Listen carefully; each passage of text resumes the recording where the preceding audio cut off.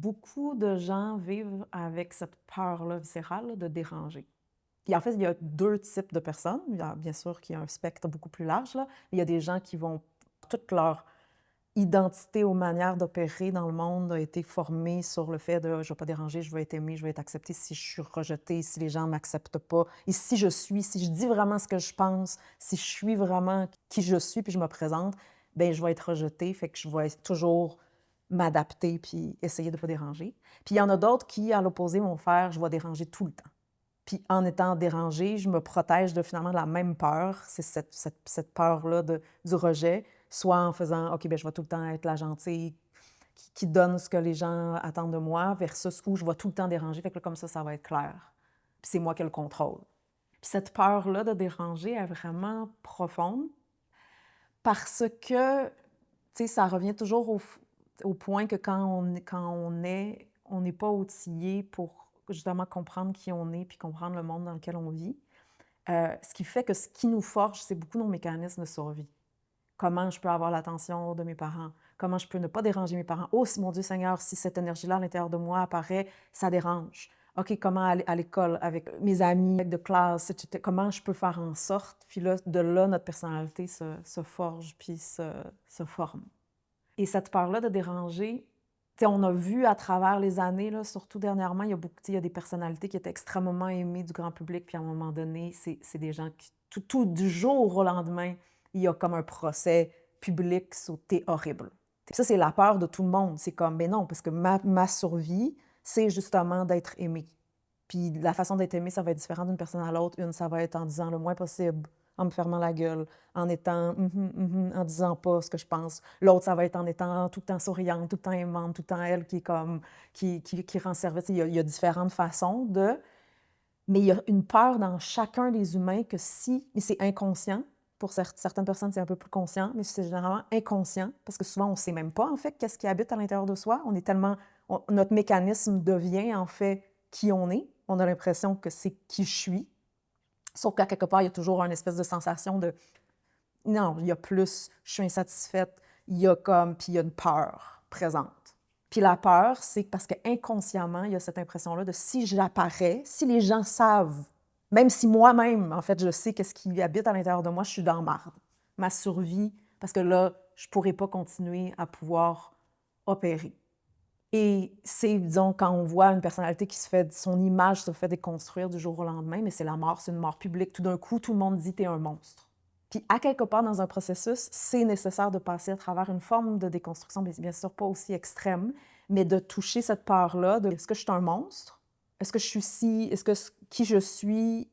Non, j'ai besoin d'apprendre à connaître ces différentes énergies-là qui vivent à l'intérieur de moi, dont j'ai peur, puis apprendre à les voir leur utilité, les apprivoiser. Puis il y a des énergies à l'intérieur de soi qui sont beaucoup plus raw, crues que, disons, l'être civilisé qu'on a développé. Fait que c'est pas nécessairement bienvenu, tu sais, au bureau. Mais j'ai besoin d'apprendre à les connaître. Puis c'est ça qui va faire que j'arrête de vivre dans la peur, d'être démasquée, d'être rejetée, d'être. Parce que là, tranquillement, j'apprivoise aussi ce qui est dans la noirceur ou inconscient à l'intérieur de soi. Et donc, on ne se rend pas compte à quel point on censure. Disons, je pense quelque chose, je suis dans une pièce, j'ai une certaine pensée, là, je vais me taper sur la tête, je vais dire: «Ben non, tu peux pas. Tu peux pas penser ceci ou tu peux pas» parce que ça va avoir certaines répercussions. Fait qu'on a appris à doucement se déconnecter de ce que l'on sent véritablement, de ce qu'on pense vraiment et qui fait pour selon notre mode de survie pour être accepté. Puis cette peur-là du rejet slash la peur de déranger, c'est comme je disais, c'est vraiment, vraiment, vraiment profond. Puis un jour ou l'autre, je dis: «Ben, mon Dieu, je vis dans la peur constamment, inconsciemment». Et là, de voir, bien entendu, quand j'apprivoise puis que je me mets à entendre mes véritables pensées ou ce qui je suis, OK, peut-être ça va casser un peu le statu quo que j'ai pu créer. Parce que ne pas déranger, il y a une forme de statu quo pour pas déranger. J'ai besoin de nourrir une forme de statu quo. J'ai besoin, puis là, selon la réalité de chaque personne, ça va être un peu différent, ce qui a besoin d'être entretenu pour pouvoir être aimé selon l'environnement respectif dans lequel je suis. Mais déjà, j'ai besoin moi-même d'avoir un espace où premièrement, j'entends la peur. J'ai peur de déranger, j'ai peur de ce que les gens pensent de moi, j'ai peur de faire une erreur, j'ai peur d'être trop, j'ai peur d'être pas assez. Puis là, d'avoir un espace où, premièrement, je réalise à quel point je me censure ou à quel point Parce que, comme je disais, souvent, notre mécanisme de protection est devenu notre identité, donc on se rend même pas compte à quel point nos actions sont pour être aimées. Puis là, un espace où je suis safe, en sécurité, où je peux avoir l'espace pour pouvoir doucement m'apprivoiser, puis là, oser. Parce que, bien entendu, on ne va pas révéler tout de nous au travail. Bien, il y a certaines facettes de soi que c'est pas sa place d'apparaître. Du travail, c'est pas la place de dire la vérité, là. Dire tout ce que tu penses. Mais non, il y a un certain cadre. Tu as une certaine responsabilité, donc je dois respecter ce cadre-là. Mais ça ne change pas que moi, je peux entendre, je peux être en relation avec les autres parties de moi et donc leur laisser avoir une place. Puis petit à petit, je peux apprendre à être plus intègre. Puis là, de voir que quand je suis honnête, oui, peut-être que ça a un effet, mais que finalement, c'est pas mauvais qu'est-ce qui arrive. Que ce qui en découle, c'est... Puis là, j'apprends à doucement à être en intégrité, mais sans... Parce que souvent, il y a cette peur-là de si je me laisse être, tout va exploser ou il y a comme... Tu sais, c'est comme une espèce de bombe à retardement. Là. Puis c'est comme, non, c'est pas vraiment le cas. J'apprends à doser. J'apprends à apparaître, puis à doucement voir que quand je dis la vérité, c'est ce qui est présent, ce qui est réellement là. Oui, ça va venir peut-être chambouler un peu, mais que finalement, ça va faire avancer les choses versus nourrir le statu quo parce que... Puis on a l'impression, bien, si je nourris le statu quo, les gens vont m'aimer, mais un certain type de relation puis de personnes vont vouloir... Mais c'est clairement plus gagnant d'être honnête. Puis là, je me retrouve dans des relations avec des gens qui peuvent me recevoir. Puis là, ça fait que j'accepte plus de me compromettre. Mais ça ne veut pas dire... Parce que dans un processus de guérison, souvent, après ça, on se met à vouloir dire la vérité partout, puis à être... C'est pas ça. Il y a un temps pour chaque chose. Pas déranger, le mécanisme d'adaptation est vraiment fort. De s'adapter à son environnement. Et donc, de montrer certaines couleurs si je suis dans un tel environnement avec telle personne, de m'adapter, puis oui, être capable de pouvoir essayer de discerner qu'est-ce que la personne attend de moi. Sauf que, vu que c'est un mécanisme de protection, je ne vais pas être capable de vraiment pouvoir discerner. Je vais être dans la peur de. Donc, si on prend un exemple, tu es dans un groupe, puis là, tu ressens, il y a une forme de résistance, une peur qui est présente. Puis là, généralement, mais disons, tout le monde dans le groupe a une agréable expérience. Puis toi, c'est pas ça que tu vis. Puis là, OK, soit que je dis rien, soit que je vais avec la famille, je dis comme tout le monde. Ou si je dis ce que je pense véritablement, mais après, c'est comme, oh mon Dieu, bien, attends, ça a eu un certain impact. Après, souvent, quand on dit quelque chose qui peut... Après, il y a un doute. « Oh mon Dieu, j'aurais dû y aller avec la famille, j'aurais dû fermer ma gueule. » Parce que là, il y a cette peur-là, bien, « Oh non, les gens vont plus m'aimer, je vais pas être... » Il y a ce mécanisme de survie-là qui apparaît, qui enclenche, qui fait que j'arrive pas à percevoir de manière juste. Donc là, et bien entendu, tout ceci dépend du cadre. Si on prend dans un cadre qui est fait avec une intention de guérison, bien là, quand tu amènes la vérité, bien ça va mettre en lumière quelque chose que d'autres personnes peuvent ressentir, ça va amener une forme d'enseignement qui va en découler, puis que finalement, ça va se transformer. C'est pas juste la voie de la résistance ou de la peur est transformée en une mise en lumière, une prise de conscience. Puis plus je suis honnête, puis je me permets, bien plus que là, j'ai accès à moi, puis versus plus que je reste juste dans le mécanisme, bien, j'ai accès à ce que je connais jusqu'à présent. Il n'y a pas d'évolution. Mais pour être capable de réellement percevoir, notre mécanisme de protection, c'est adapté à « je vais essayer de donner à l'autre pour ne pas déranger ». Sauf que vu que je suis dans mon mécanisme de protection, c'est faux, c'est faux-né. Ce qu'on pense que l'autre veut de nous n'est pas nécessairement non plus la vérité, la réalité. À un certain niveau, oui, quand tu as une intelligence émotionnelle, tu as comme appris à, OK, flatter dans le sens du poids, OK, de ce que l'autre, parce que je perçois. Mais en même temps, ce qui va réellement servir, c'est pas ça. Ce qui va servir autant toi que l'autre personne. Fait que c'est là où j'ai besoin d'apprendre à oser et à doser. C'est comme les deux. Oser, un peu, OK, qu'est-ce qui arrive? Puis là, de voir, bien, OK, bien, la personne, est-ce qu'elle a demandé? Est-ce que c'est un cadre ou, par exemple, s'il y a une certaine vérité qui a besoin d'être dite, est-ce que le cadre peut recevoir ça? Est-ce que la personne a demandé ça, dans le subtil ou pas? Puis si on est dans un cadre de travail, bien, il y a, OK, qu'est-ce qui va servir pour le fait que ça évolue, que ça grandisse? S'il y a un travail d'équipe, bien, s'il y a quelque chose qui ne va pas, qui cloche, bien, c'est mieux d'être dit, bien entendu, même si ça va faire ralentir un peu les choses pendant un certain temps parce qu'on doit régler la problématique qui est présente. Fait que souvent, on va dire, OK, je ne vais pas le dire, mais finalement, ça va bloquer. Si je le dis pas, il y a comme à un moment donné, ça va bloquer. Fait qu'il vaut mieux faire adresser les choses quand c'est le temps. Puis là, j'apprends à OK, ben ça, c'est la bonne dose, ça fait évoluer. Ou ça, ah ben non, mais là, la personne, ça fait violence à la personne, c'est pas nécessaire. J'ai pas besoin de dire cette vérité-là dans ce contexte-là.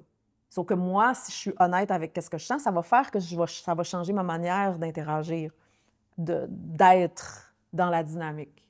Donc, dans un processus d'évolution, de croissance, de désir de réclamer qui je suis, c'est essentiel que déjà je prenne conscience de à quel point j'ai peur de déranger. Ou le mécanisme inverse, parce qu'il y a vraiment certaines personnes où leur moteur, c'est de tout le temps déranger.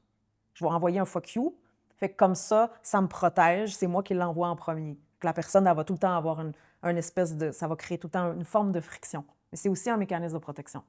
Ça fait que la personne, ben, elle est aussi comme isolée. Ça crée comme une espèce de forteresse autour de protection. Sauf que ça ne va jamais aller adresser réellement la blessure qui est présente. Fait que j'ai besoin de prendre conscience de mes mécanismes de protection, de cette peur-là de « Oh mon Dieu, si j'existe ». Mais premièrement, si j'ai peur de déranger, c'est parce que j'ai l'impression que qui je suis, il y a un problème avec qui je suis.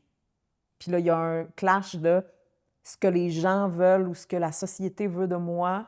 Si j'apparais, je suis dans le trouble. Et donc là, ça veut dire qu'il y a une problématique avec une impression de qui je suis. C'est, en guillemets, mauvais. Quand j'arrête de jouer le jeu constamment, mais là, je peux découvrir, ah non, qui je suis, en fait, c'est pas du tout mauvais. Puis là, il y a certains contextes où, bien entendu, comme je disais, je peux apparaître plus.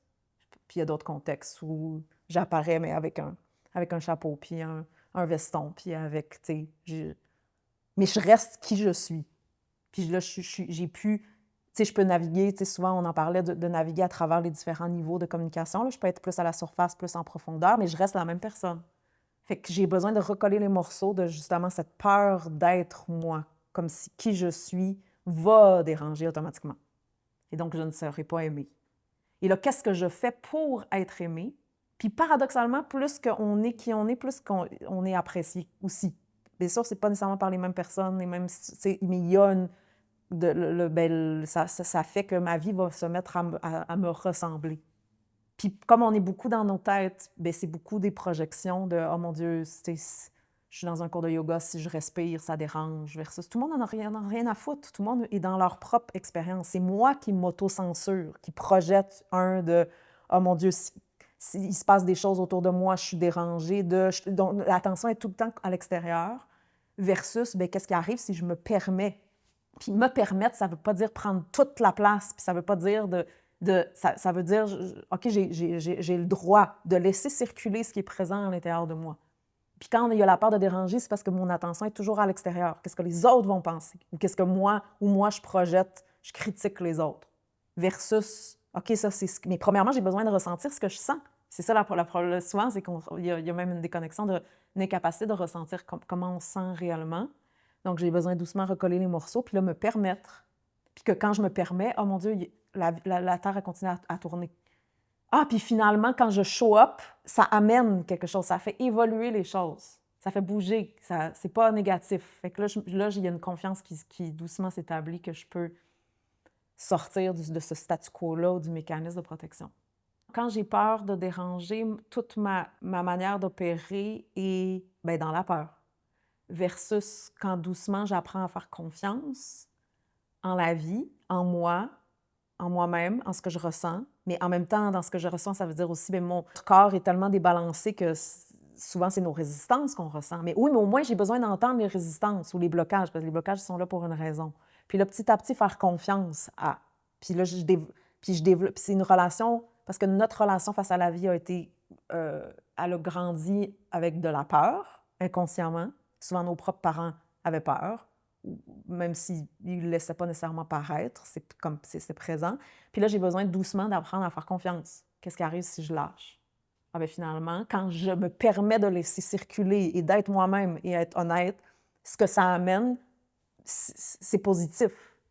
Versus, je vais pas oser, je vais laisser. Puis là, ça se cristallise, puis ça circule pas. Puis c'est tellement pogné. Puis ça va tellement être bitter, négatif. Parce que tout est pris.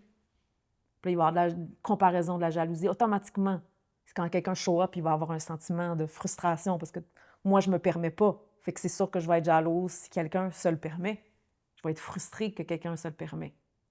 Donc voilà, il y a beaucoup à dire sur le sujet, mais donc en gros, j'ai besoin de m'apprivoiser qui je suis, puis oui, apprendre à faire confiance parce que les mécanismes de protection, on a l'impression qu'il y a rien qui existe au-delà des mécanismes de protection, que si je laisse aller le mécanisme de protection, je meurs ou je vais comme être isolée, puis personne ne va m'aimer ou puis là, c'est comme: «Ah non, il existe toute une vie au-delà des mécanismes de protection. C'est juste que mes mécanismes de protection sont là pour une raison et ils ne vont pas disparaître et partir dans un claquement de doigts.